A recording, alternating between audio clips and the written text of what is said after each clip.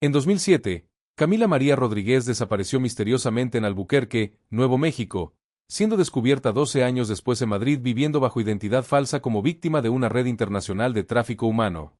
¡Qué gusto tenerte aquí!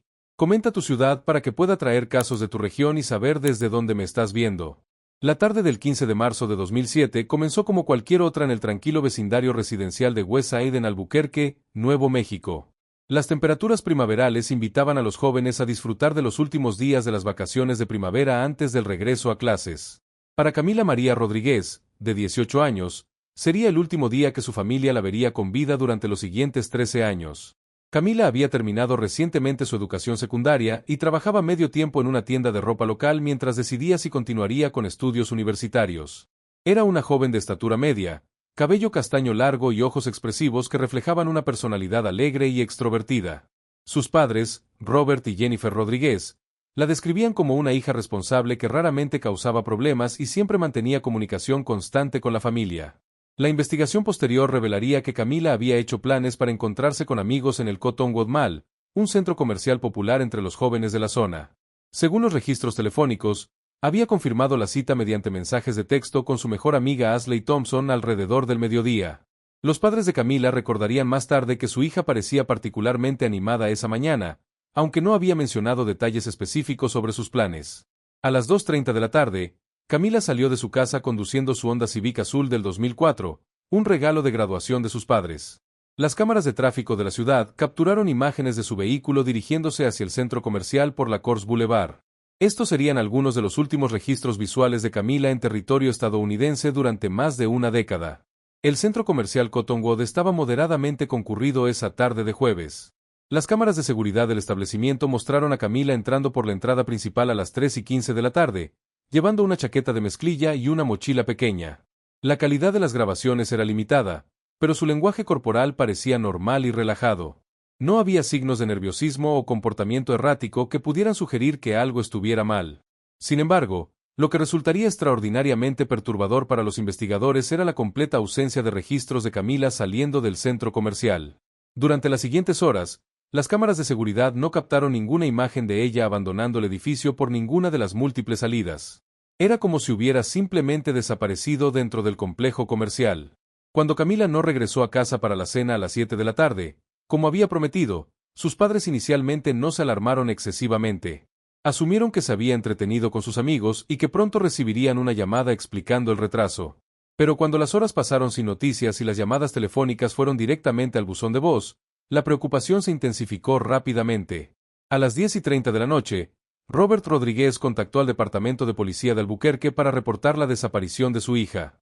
El oficial de turno, siguiendo el protocolo estándar, sugirió esperar hasta la mañana siguiente antes de iniciar una investigación formal, argumentando que los adultos jóvenes frecuentemente permanecían fuera de casa durante la noche sin avisar. Sin embargo, Jennifer Rodríguez insistió en que el comportamiento de Camila era completamente atípico y que algo grave había ocurrido. La mañana del 16 de marzo trajo consigo el escalofriante descubrimiento que transformó una posible travesura adolescente en una investigación criminal seria. El Honda Civic de Camila fue encontrado abandonado en el estacionamiento de un complejo de apartamentos en la zona Northeast de la ciudad, aproximadamente a 15 kilómetros del centro comercial Cottonwood. El vehículo estaba cerrado con llave, aparentemente intacto, sin señales evidentes de forcejeo o daño. El detective Michael Thompson, un veterano de 20 años del departamento especializado en casos de personas desaparecidas, fue asignado al caso. Thompson había manejado docenas de desapariciones a lo largo de su carrera, pero algo sobre la situación de Camila le generaba una inquietud particular. La combinación de una joven responsable, un vehículo abandonado en una ubicación remota, y la ausencia total de comunicación creaba un patrón que había visto antes en casos más siniestros. La inspección forense del automóvil reveló detalles que profundizarían el misterio. Las pertenencias personales de Camila, incluyendo su teléfono celular, cartera y llaves, habían sido dejadas atrás. Su teléfono móvil mostraba la batería agotada, con la última actividad registrada siendo un mensaje de texto enviado a Ashley Thompson a las 4:45 de la tarde del día anterior, simplemente diciendo hablamos luego. Pero fue durante la revisión de los registros bancarios cuando la investigación tomó un giro completamente inesperado. Los estados de cuenta revelaron que Camila había realizado 3 retiros significativos de efectivo durante la semana previa a su desaparición, totalizando $2,800. Estas transacciones habían ocurrido en diferentes cajeros automáticos alrededor de la ciudad, siempre durante horarios en los que supuestamente estaba trabajando o en casa. Los padres de Camila se mostraron completamente sorprendidos por esta información. Según su conocimiento, su hija tenía ahorrados aproximadamente $3,500 de su trabajo de medio tiempo, dinero que estaba reservando para gastos universitarios. El hecho de que hubiera retirado la mayor parte de sus ahorros sin mencionarlo a nadie sugería un nivel de planificación que contradecía la teoría de una desaparición espontánea o involuntaria. Las entrevistas con amigos y compañeros de trabajo de Camila comenzaron a revelar pequeñas inconsistencias en el comportamiento de la joven durante las semanas anteriores a su desaparición. Varios conocidos mencionaron que parecía distraída y ocasionalmente evasiva cuando se le preguntaba sobre sus planes futuros. Ashley Thompson, su mejor amiga, admitió que Camila había estado menos comunicativa de lo usual y que había cancelado varios planes sociales sin explicación clara. El análisis de las grabaciones de seguridad del centro comercial se intensificó, con técnicos especializados revisando cada minuto de material disponible. Aunque las imágenes mostraban claramente a Camila entrando al complejo, la investigación reveló la existencia de varios puntos ciegos en el sistema de vigilancia, particularmente cerca de las salidas de emergencia y las áreas de carga y descarga utilizadas por las tiendas. Una semana después del desaparecimiento, el caso había capturado la atención de los medios locales. La familia Rodríguez ofreció una recompensa de $10,000 por información que llevara al paradero de Camila, y se organizaron búsquedas voluntarias en parques y áreas desérticas alrededor de Albuquerque. Cientos de residentes locales participaron en los esfuerzos de búsqueda, pero ninguna pista tangible emergió de estos esfuerzos. Sin embargo, lo que los investigadores aún no sabían era que los retiros bancarios de Camila no habían sido aleatorios. Un análisis más profundo revelaría un patrón en las ubicaciones y horarios de las transacciones que sugería conocimiento específico de las rutinas de vigilancia bancaria y un nivel de sofisticación que un adolescente de 18 años difícilmente podría haber desarrollado por sí sola. Mientras el detective Thompson continuaba profundizando en los aspectos financieros del caso, una llamada anónima a la línea directa de la investigación introdujo un elemento que cambiaría completamente la dirección de las pesquisas. El informante afirmaba haber visto a Camila en compañía de un hombre mayor en los días previos a su desaparición, un detalle que nadie cercano a ella había mencionado anteriormente. Esta revelación abriría la puerta a descubrimientos que demostrarían que la vida aparentemente simple de Camila María Rodríguez ocultaba secretos mucho más complejos y peligrosos de lo que cualquiera había imaginado. La llamada anónima que había llegado a la línea directa de la investigación el 23 de marzo de 2007 marcaría el inicio de una fase completamente nueva en la búsqueda de Camila María Rodríguez. El informante, cuya identidad nunca fue revelada públicamente, proporcionó detalles específicos sobre supuestos encuentros entre Camila y un hombre desconocido en las semanas anteriores a su desaparición. Según el testimonio anónimo, Camila había sido vista en 3 ocasiones diferentes durante las 2 semanas previas al 15 de marzo, siempre en compañía del mismo individuo. Las ubicaciones incluían un restaurante en el Old Town de Albuquerque, el estacionamiento de un centro comercial en la zona oeste de la ciudad, y sorprendentemente, cerca de una agencia de viajes en el distrito financiero. El informante describía al acompañante como un hombre aparentemente de mediana edad, bien vestido, y que conducía un sedán oscuro de lujo. El detective Michael Thompson inmediatamente reconoció la importancia potencial de esta información. Si los encuentros habían ocurrido cerca de una agencia de viajes, esto podría explicar tanto los retiros bancarios como la naturaleza planificada de la desaparición. Sin embargo, cuando los investigadores contactaron a las 3 agencias de viajes más prominentes del área, ninguna tenía registros de transacciones o consultas a nombre de Camila Rodríguez. La investigación se intensificó cuando el análisis forense del teléfono celular de Camila reveló que un número significativo de mensajes de texto y registros de llamadas habían sido eliminados de manera selectiva durante los días previos a su desaparición. Los técnicos especializados lograron recuperar fragmentos de conversaciones que mencionaban reuniones y planes, pero los nombres y detalles específicos habían sido meticulosamente borrados. Ashley Thompson, la mejor amiga de Camila, fue sometida a múltiples entrevistas cuando se descubrió que había omitido información crucial durante sus declaraciones iniciales. Bajo presión investigativa, Ashley finalmente admitió que Camila le había confiado estar involucrada en lo que describía como una oportunidad especial que podría cambiar su vida financiera. Ashley insistió en que no conocía los detalles específicos, pero que Camila parecía simultáneamente emocionada y nerviosa sobre esta misteriosa oportunidad. La revelación más perturbadora llegó cuando Ashley confesó que Camila había mencionado estar preocupada por la reacción de sus padres ante sus planes futuros. Según Ashley, Camila había insinuado que podría necesitar desaparecer por un tiempo hasta que las cosas se calmaran. Estas declaraciones contradecían completamente la imagen de una hija cercana y comunicativa que habían presentado Robert y Jennifer Rodríguez. El novio oficial de Camila, Daniel Martínez, un estudiante universitario de 20 años, Se convirtió rápidamente en persona de interés cuando los investigadores descubrieron inconsistencias significativas en sus declaraciones. Daniel había afirmado inicialmente no haber tenido contacto con Camila el día de su desaparición, pero los registros telefónicos mostraban múltiples llamadas entre ambos durante la mañana del 15 de marzo.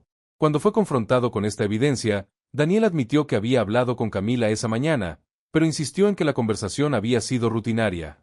Sin embargo, el análisis de los patrones de comunicación entre ambos reveló que sus intercambios de mensajes habían disminuido dramáticamente durante las 2 semanas previas a la desaparición, lo que sugería tensiones o cambios en su relación.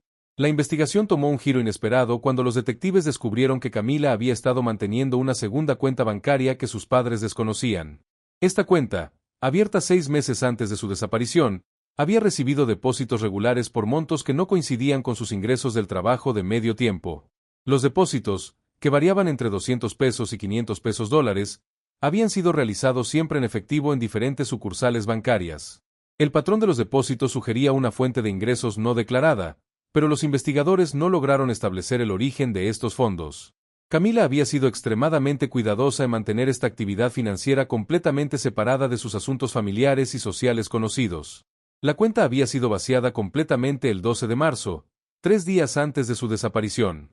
Mientras la investigación se expandía, surgió información sobre un individuo que comenzó a aparecer repetidamente en las pesquisas: William Chen, un empresario local de 45 años involucrado en múltiples negocios incluyendo importación, consultoría empresarial y desarrollo inmobiliario. Chen había aparecido en las declaraciones de varios testigos como alguien que frecuentaba los mismos establecimientos donde Camila había sido vista con el misterioso acompañante. Las entrevistas con empleados de los restaurantes y centros comerciales mencionados por el informante anónimo comenzaron a producir descripciones que coincidían con la apariencia física de William Chen. Sin embargo, cuando los detectives intentaron contactar a Chen para una entrevista, descubrieron que había viajado fuera del estado por negocios precisamente el día después de la desaparición de Camila.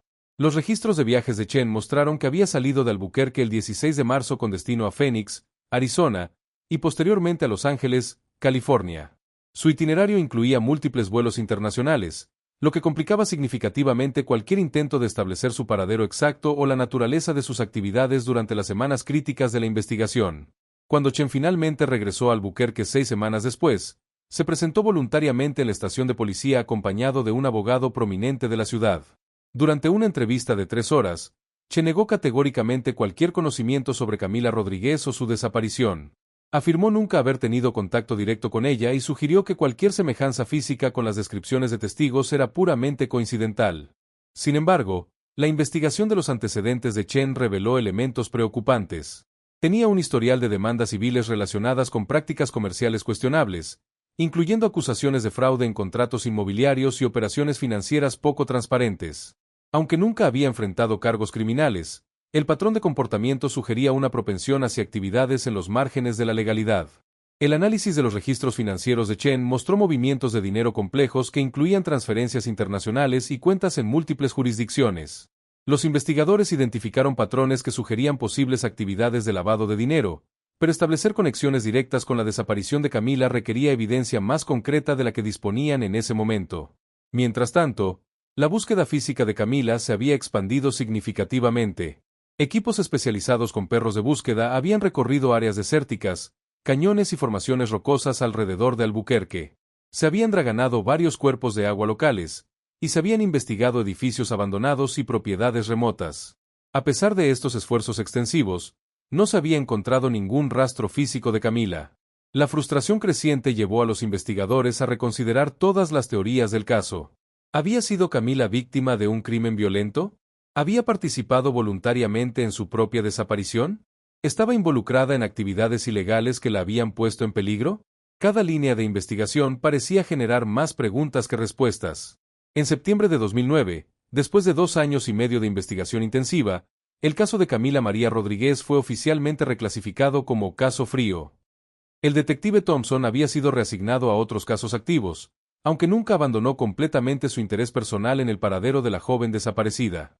Los padres de Camila continuaron sus propios esfuerzos de búsqueda, contratando investigadores privados y manteniendo una presencia activa en redes sociales y medios de comunicación. Sin embargo, después de años sin pistas concretas, incluso su determinación comenzó a desvanecerse gradualmente. Lo que ninguno de ellos sabía era que a miles de kilómetros de distancia, en una ciudad europea bulliciosa, Una mujer joven había comenzado una nueva vida bajo una identidad completamente diferente. Y que esta nueva existencia había sido orquestada por fuerzas mucho más sofisticadas y peligrosas de lo que cualquier investigador había imaginado durante los primeros años críticos de la búsqueda. La verdad sobre el destino de Camila María Rodríguez permanecería oculta durante una década más, protegida por una red de engaños y falsedades que se extendía mucho más allá de las fronteras de Nuevo México. Después de 12 años de silencio absoluto, el caso de Camila María Rodríguez resucitaría de las cenizas de manera tan inesperada como extraordinaria. Una tarde soleada de agosto en el corazón de Madrid se convertiría en el momento que cambiaría todo lo que se había asumido sobre el destino de la joven desaparecida de Albuquerque. Sarah Williams, una profesora de Historia del Arte de 34 años originaria de Denver, Colorado, se encontraba disfrutando de sus vacaciones de verano en la capital española. Como muchos turistas americanos, había elegido Madrid por su rica cultura, arquitectura histórica y vibrante vida urbana. Esa tarde particular, había decidido visitar el barrio de las Letras, explorando las pequeñas librerías y cafeterías que caracterizaban el antiguo distrito literario de la ciudad. Alrededor de las 4:30 de la tarde, Sara se detuvo en Café Central, un establecimiento popular entre locales e internacionales ubicado en la Plaza del Ángel. Mientras esperaba su pedido, su atención fue capturada por una mujer joven sentada en una mesa cerca de la ventana, trabajando intensamente en una laptop mientras tomaba café cortado.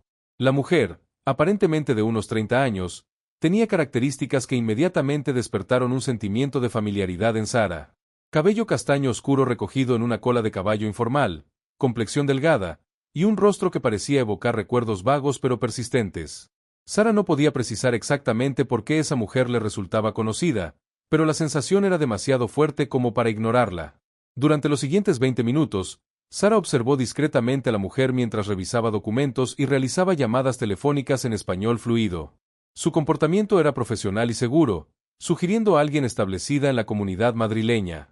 No había nada en su apariencia o comportamiento que sugiriera problemas o incomodidad. Fue cuando la mujer se levantó para ordenar otra bebida que Sara logró observar su perfil completo. En ese instante, una conexión neuronal se activó en su memoria. La forma específica de la nariz, la línea de la mandíbula, y particularmente una pequeña cicatriz visible en la ceja izquierda desencadenaron un recuerdo específico de años anteriores. Sara recordó repentinamente haber visto esas mismas características faciales en carteles de personas desaparecidas que habían circulado ampliamente en redes sociales durante su tiempo universitario. Específicamente, recordaba la campaña masiva de búsqueda que había dominado Facebook y otras plataformas alrededor de 2007 y 2008, centrada en una adolescente hispana desaparecida en Nuevo México. Sin querer crear una situación incómoda o potencialmente peligrosa, Sara decidió actuar con extrema cautela. Utilizando su teléfono móvil, comenzó a tomar fotografías discretas de la mujer desde diferentes ángulos, asegurándose de capturar detalles faciales claramente identificables. También documentó el establecimiento, la hora exacta, y cualquier detalle contextual que pudiera ser relevante para las autoridades. Cuando la mujer finalmente abandonó el café alrededor de las 5:45 de la tarde, Sara la siguió a una distancia prudente. La mujer caminó aproximadamente 3 cuadras hasta llegar a un edificio residencial de apartamentos en la calle de las Huertas. Sara observó mientras la mujer utilizaba llaves para acceder al edificio, confirmando que aparentemente residía allí de manera permanente. De regreso en su hotel esa noche, Sara pasó varias horas investigando en línea, buscando casos de personas desaparecidas que coincidieran con sus recuerdos. Después de revisar docenas de sitios web y bases de datos, finalmente encontró lo que buscaba: la página memorial de Camila María Rodríguez, mantenida por sus padres y actualizada regularmente con información sobre esfuerzos de búsqueda continuos. La comparación entre las fotografías que había tomado y las imágenes de Camila en la página web era extraordinariamente convincente. Aunque habían pasado 12 años y la mujer en Madrid había madurado considerablemente, las similitudes físicas fundamentales eran innegables.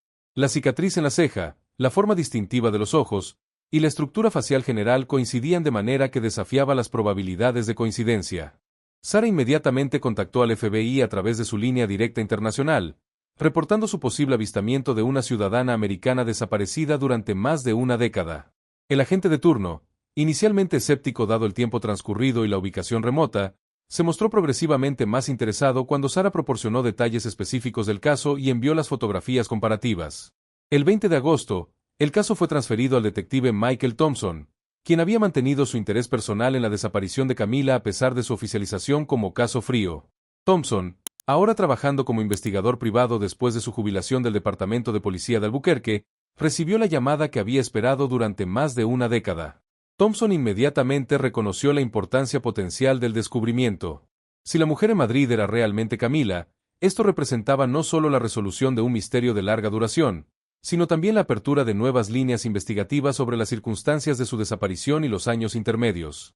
Coordinando con las autoridades españolas a través de canales diplomáticos apropiados, Thompson organizó un viaje a Madrid para investigar personalmente el avistamiento. El proceso burocrático requirió 2 semanas de preparación, durante las cuales Sarah Williams mantuvo vigilancia discreta sobre la mujer, documentando sus rutinas y patrones de comportamiento. Los registros de observación de Sarah revelaron que la mujer aparentemente trabajaba como traductora freelance, frecuentaba los mismos establecimientos regularmente, y parecía vivir una vida completamente normal e integrada en la sociedad madrileña. No había signos evidentes de restricción de movimiento o comportamiento que sugiriera que estuviera siendo retenida contra su voluntad. El 4 de septiembre de 2019, Thompson llegó a Madrid acompañado por un agente del FBI especializado en casos internacionales y un representante de la Embajada Americana en España. Su presencia había sido coordinada con la Policía Nacional Española, que proporcionó apoyo logístico y legal para la operación de identificación.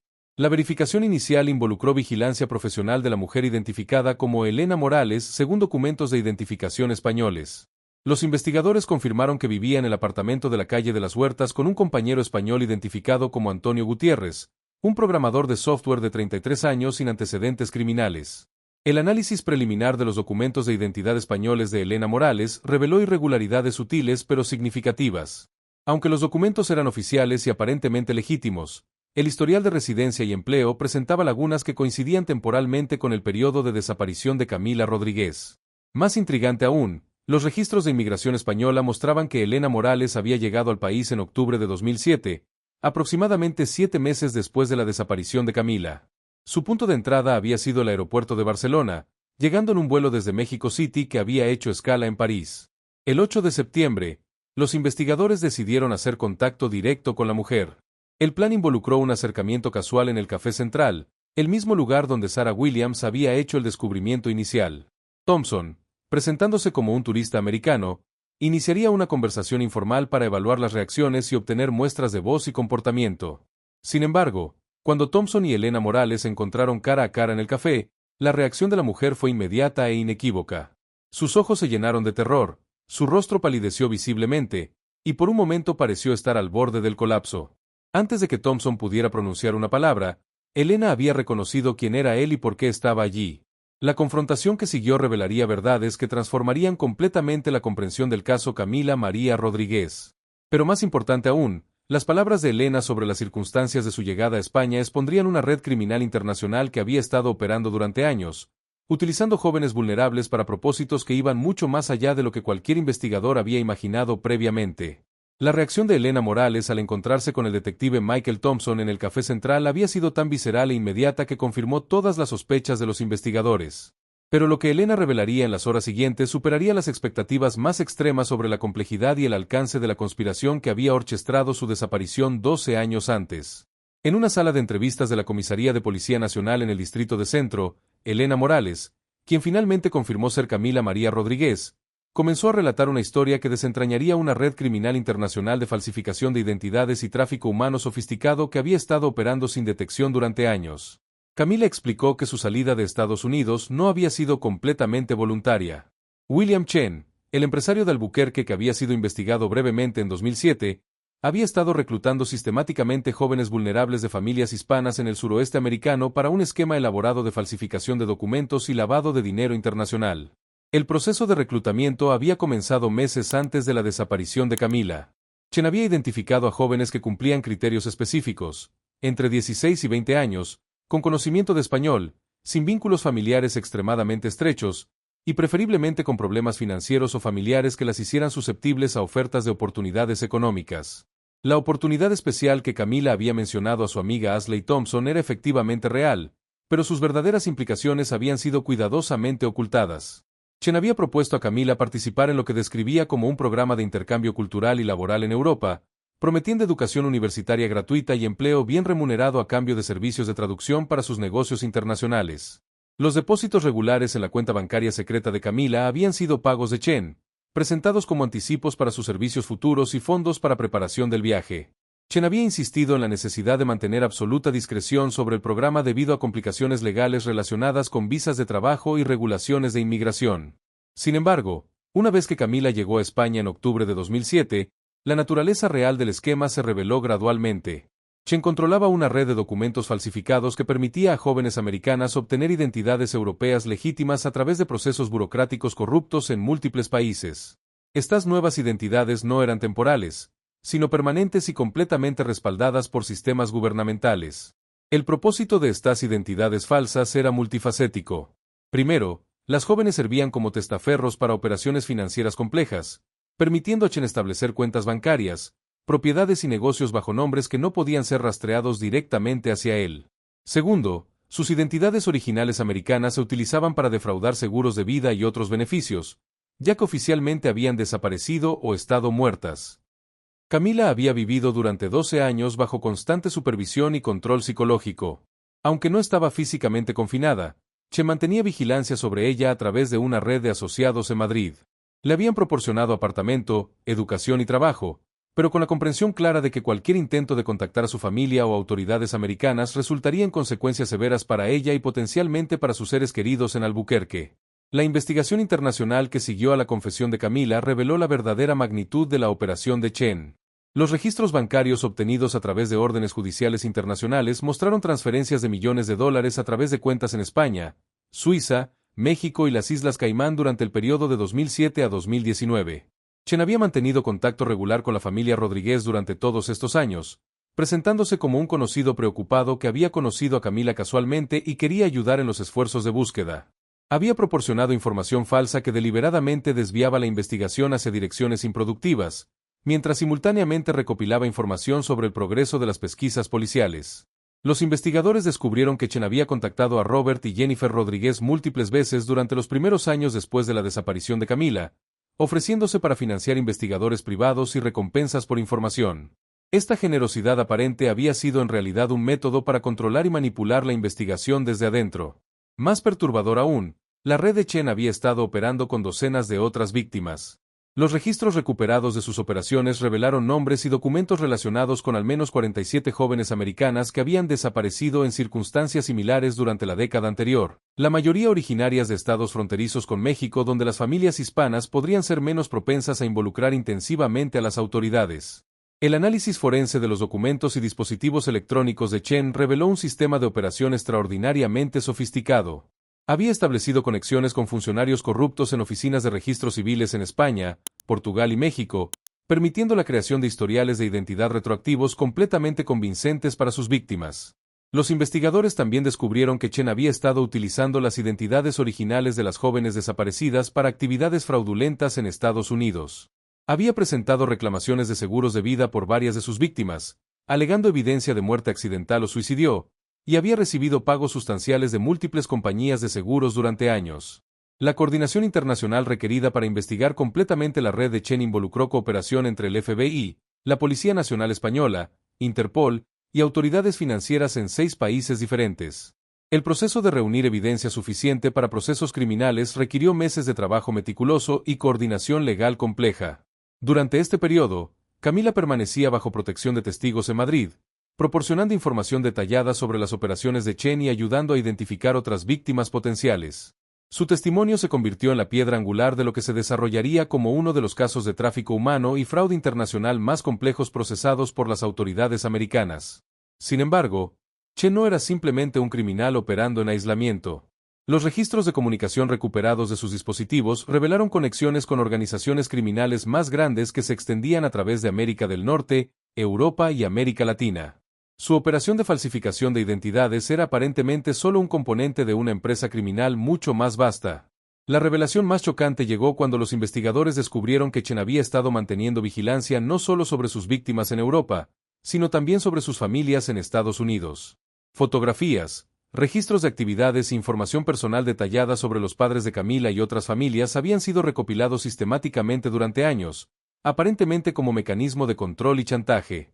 Los registros también mostraron que Chen había estado preparando una fase 2 de su operación que involucraría el regreso controlado de algunas víctimas a Estados Unidos bajo circunstancias específicas, posiblemente para propósitos aún más siniestros relacionados con infiltración criminal de larga duración en territorio americano. Mientras la evidencia se acumulaba, se hizo claro que el arresto de Chen y el desmantelamiento de su red requerirían una operación coordinada simultáneamente en múltiples países para evitar que destruyera evidencia o intimidara a testigos. Pero Chen, aparentemente alertado sobre la investigación en progreso, había comenzado a tomar medidas desesperadas para proteger su operación y silenciar a quienes podrían testificar contra él. La fase final de la investigación estaba a punto de comenzar, y revelaría que los crímenes de William Chen se extendían mucho más profundo en el territorio del horror criminal de lo que incluso los investigadores más experimentados habían anticipado. El 15 de marzo de 2020, exactamente 13 años después de la desaparición de Camila María Rodríguez, una operación coordinada sin precedentes se desplegó simultáneamente en 4 países diferentes.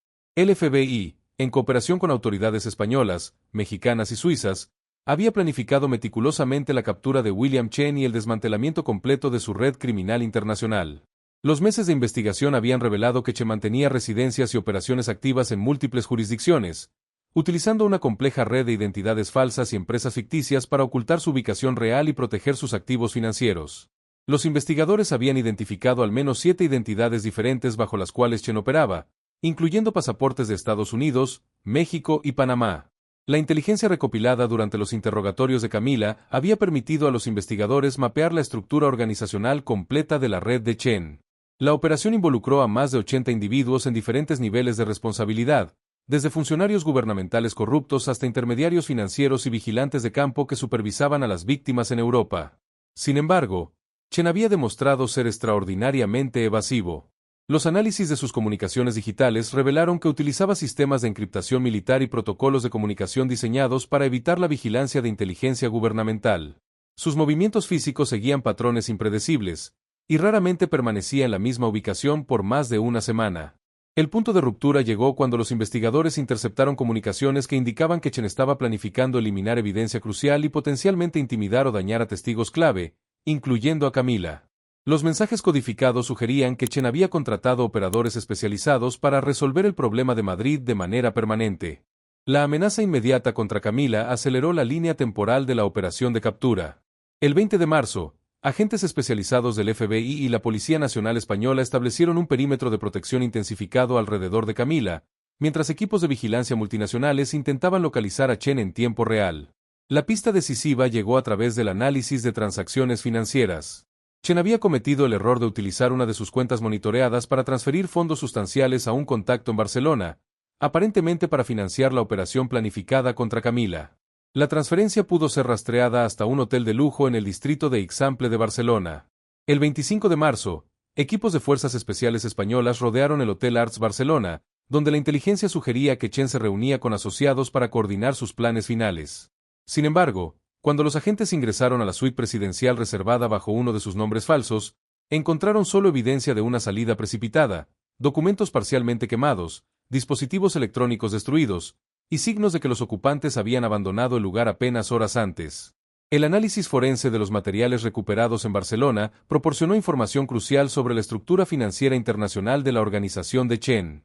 Los documentos parcialmente destruidos revelaron conexiones con redes de lavado de dinero que se extendían a través de bancos en las Islas Caimán, Dubái y Hong Kong, con transacciones totalizando más de $50 millones durante la década anterior.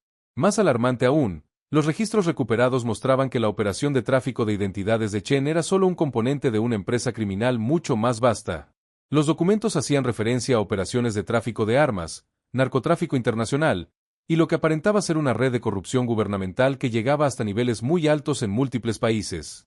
Mientras Chen continuaba evadiendo captura, los investigadores realizaron arrestos coordinados de 34 miembros de su organización en 7 países diferentes. Estos arrestos proporcionaron información adicional que permitió mapear completamente la estructura operacional e identificar activos financieros ocultos valorados en más de $200 millones. El 5 de abril, una pista inesperada surgió cuando Antonio Gutiérrez, el compañero español de Camila, reportó actividad sospechosa cerca de su apartamento en Madrid. Hombres no identificados habían estado vigilando el edificio durante varios días, tomando fotografías y aparentemente evaluando las medidas de seguridad implementadas por las autoridades. La vigilancia intensificada reveló que Chen había enviado un equipo de 4 operadores a Madrid con instrucciones específicas de localizar y capturar a Camila. Los interceptores de comunicaciones revelaron planes para transportarla fuera de España hacia una ubicación no revelada, aparentemente para impedir su testimonio en los procesos judiciales pendientes. El 8 de abril, El equipo de Chen intentó ejecutar su plan durante las primeras horas de la madrugada. Utilizando equipos de escalada especializados, dos hombres intentaron acceder al apartamento de Camila a través del balcón del cuarto piso. Sin embargo, los agentes de protección habían anticipado esta posibilidad y estaban preparados para la interceptación. El enfrentamiento que siguió resultó en la captura de los 4 operadores y la recuperación de equipos que incluían armas, dispositivos de comunicación encriptados y documentos de viaje falsos. Bajo interrogatorio, uno de los hombres reveló que Chen se había refugiado en una instalación securizada en las montañas cerca de Guadalajara, México. La información obtenida de los operadores capturados proporcionó a las autoridades mexicanas la ubicación exacta del complejo donde Chen había establecido su base de operaciones final. El 12 de abril, Fuerzas Especiales Mexicanas, apoyadas por agentes del FBI, ejecutaron un asalto coordinado en el complejo montañoso. El complejo resultó ser extraordinariamente sofisticado, incluyendo sistemas de comunicación satelital, laboratorios de falsificación de documentos, e instalaciones de detención donde aparentemente Chen había estado reteniendo a otras víctimas. Los investigadores encontraron evidencia de que al menos 12 jóvenes habían sido mantenidas en el complejo durante periodos extendidos. Chen fue finalmente capturado mientras intentaba escapar a través de túneles subterráneos que conectaban el complejo principal con ubicaciones remotas en el área montañosa. Su captura marcó el fin de una operación criminal que había estado activa durante más de 15 años y había afectado directamente a docenas de víctimas en múltiples continentes. Sin embargo, durante la captura, Chen había logrado destruir servidores de computadora que contenían información crucial sobre la totalidad de sus operaciones criminales. Los investigadores sospechaban que estos servidores contenían identificación de víctimas adicionales y detalles sobre conexiones con otras organizaciones criminales internacionales. Los interrogatorios iniciales de Chen revelaron una personalidad calculadora y manipuladora que mostraba poco remordimiento por las víctimas de sus actividades. Chen insistía en que había proporcionado oportunidades a jóvenes que de otra manera habrían permanecido atrapadas en circunstancias económicas difíciles, presentando sus actividades criminales como una forma de servicio social. Pero lo que los investigadores descubrirían en las semanas siguientes, cuando comenzaran a procesar completamente la evidencia recuperada del complejo mexicano, revelaría aspectos de las operaciones de Chen que superarían incluso las estimaciones más pesimistas sobre el alcance de sus crímenes contra jóvenes vulnerables en múltiples países. El 18 de agosto de 2020, después de más de 4 meses de procesamiento de evidencia y preparación legal, William Chen fue extraditado desde México a Estados Unidos para enfrentar un catálogo extensivo de cargos federales. Su llegada al aeropuerto de Albuquerque marcó el inicio de lo que se convertiría en uno de los juicios por tráfico humano y conspiración criminal más complejos en la historia judicial del suroeste americano.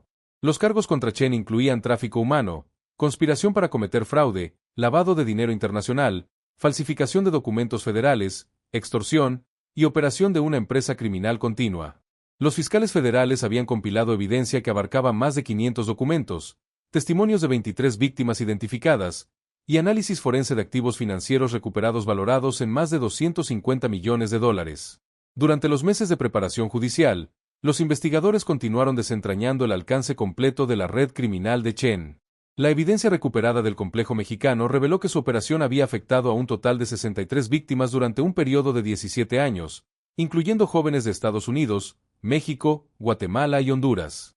Camila María Rodríguez se convirtió en la testigo principal del caso, proporcionando testimonio detallado sobre sus 13 años bajo control de la organización de Chen. Su coraje para enfrentar a su captor en el tribunal fue instrumental para establecer los patrones de coerción psicológica y control que Chen había utilizado para mantener a sus víctimas en silencio durante años. El juicio comenzó el 15 de febrero de 2021, con una atención mediática internacional significativa. La complejidad del caso requirió que el tribunal procesara evidencia de múltiples jurisdicciones y testimonios traducidos de varios idiomas. Los procedimientos legales se extendieron durante 6 meses, involucrando testimonios de expertos en tráfico humano, análisis forense financiero y relatos personales de supervivientes. Durante el testimonio de Camila, emergieron detalles adicionales sobre las sofisticadas técnicas de manipulación psicológica que Chen había empleado. Había utilizado amenazas específicas contra familiares, aislamiento social sistemático y dependencia económica forzada para mantener control sobre sus víctimas.